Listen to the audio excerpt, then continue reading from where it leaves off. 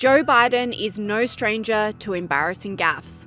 The President of the United States has stumbled and mumbled his way through his presidency, and yet again he's proven himself to be an incompetent leader at a time when leadership is needed the most. As fires engulfed the Hawaiian island of Maui, Joe Biden was nowhere to be seen.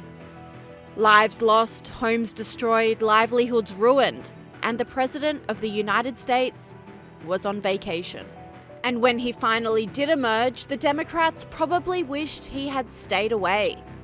The already desperate situation was made even worse by a series of gaffes by the president, causing widespread anger on the ground and across the globe.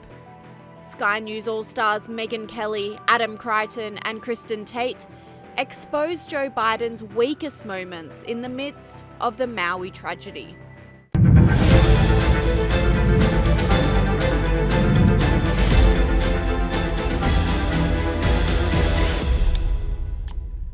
Maui has experienced the unimaginable.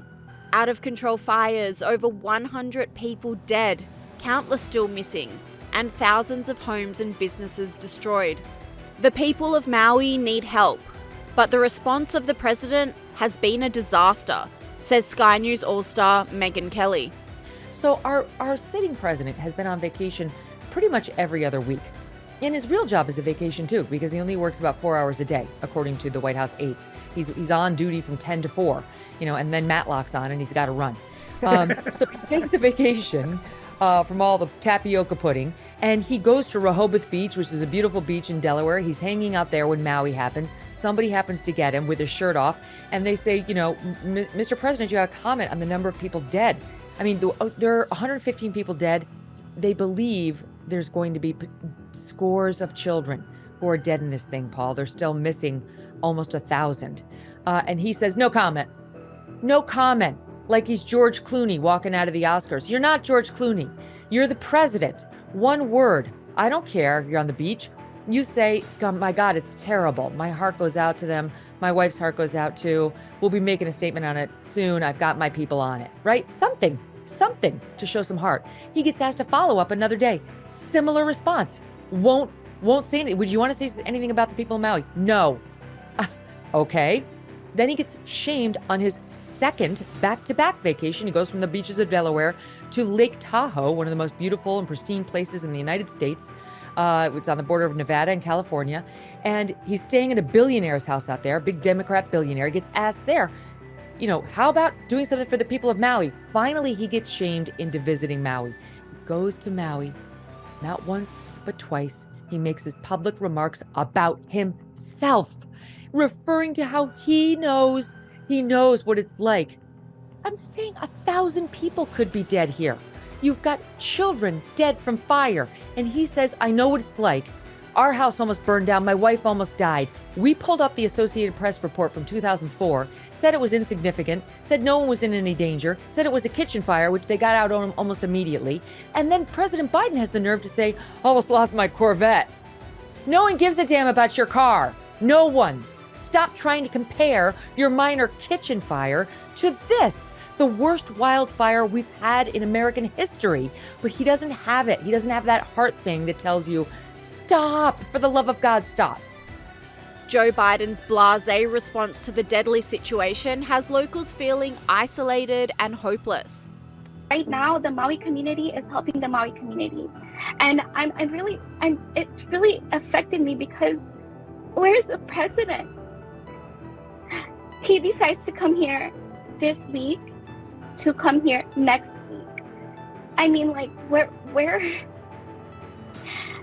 aren't we Americans too? We're part of the United States, but why are we getting put in the back pocket? Why are we being ignored? In addition to the president's slow response, locals are slamming Joe Biden for a lack of resources on the ground to help them fight the fires and rebuild. They're not permitted to speak on camera, but tell me that on Tuesday afternoon, when fires ripped through this island, when they were trying to save lives, their hydrants first ran out of pressure, then dried up entirely. Civilians were left to fight their own fires. And when he finally did step foot on the island, people were less than impressed with what he had to say. says Sky News All-Star Chris Kenny. Let's just have a look at a little bit of Joe Biden's performance, his speaking in Hawaii, and the way he gets everybody's names and everything mungled up. Have a look. Brian Chance, our Senator Maisie. By the way, Maisie, I told my granddaughter, whose name is Maisie as well. She said, that's why I like her. Anyway, but her name is Maisie as well.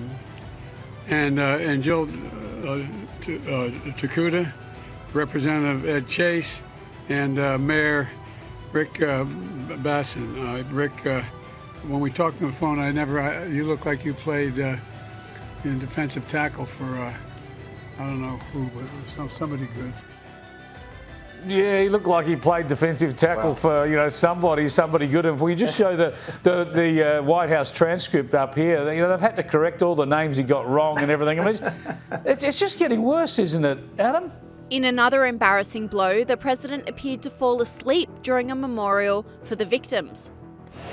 We are a community that relies on family, on ohana, whether by blood or by friendship. But like many others, my son's home burned down. My daughter's home burned down. My home burned down.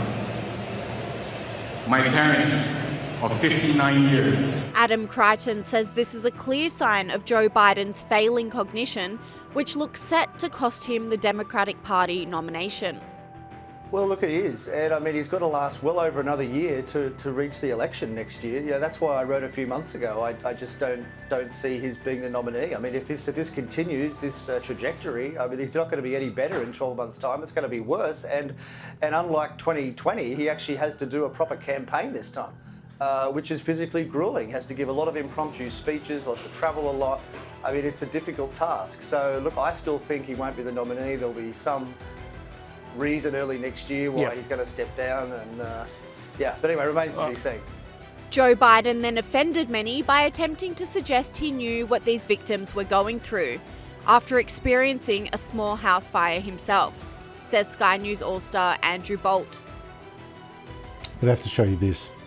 Joe Biden, meanwhile, has proved again how incredible it is that he is president of the most powerful nation on earth.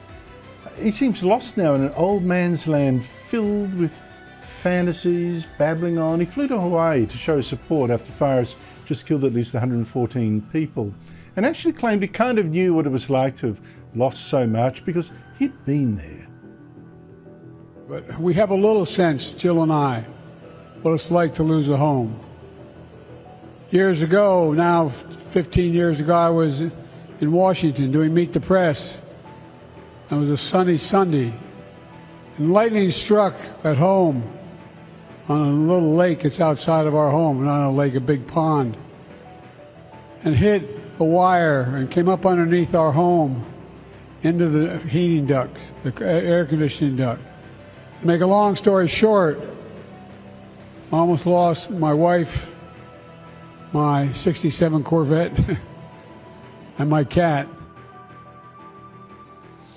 What makes that almost anecdote, that amazing analogy, even more stupid is that house fire Biden mentioned was just one small room of his, small one in his kitchen. And it's been fact-checked on this stupid story a few times already. The man really is a liar. However, it appears the media are helping Joe Biden through this PR disaster. Sky News All-Star Kristin Tate says the media's lenient response to Joe Biden's lack of action shows clear media bias. Kristin, how on earth could a president not be talking about this national natural disaster? It's a complete disgrace, of course, but this is what we've come to expect for Joe Biden, and this is exactly what happens when you have a politicized media that essentially works for one party. At this point in this country, the mainstream media is just an arm of the Democratic Party, and a couple of weeks from now, the media won't even be reporting on this at all. Everyone will have forgotten it, except for these poor people in Hawaii. But you know what's really interesting about this, Chris, is despite how horrific and just disgraceful Joe Biden is acting in light of this disaster, I don't think it will change much for him electorally, because the Democrats' core base have proven over and over again that they will vote for anybody as long as they have a D next to their name. I mean, we saw a few years ago, they voted for a stroke victim who could not even utter a full sentence of English, John Fetterman in Pennsylvania, over a world-class surgeon who was running against him in that Senate race. So I don't suspect that his disastrous response to this tragedy is going to change much in terms of the election. But yes, it's a disgrace, and we're all embarrassed of our president. Well, it's just extraordinary to see.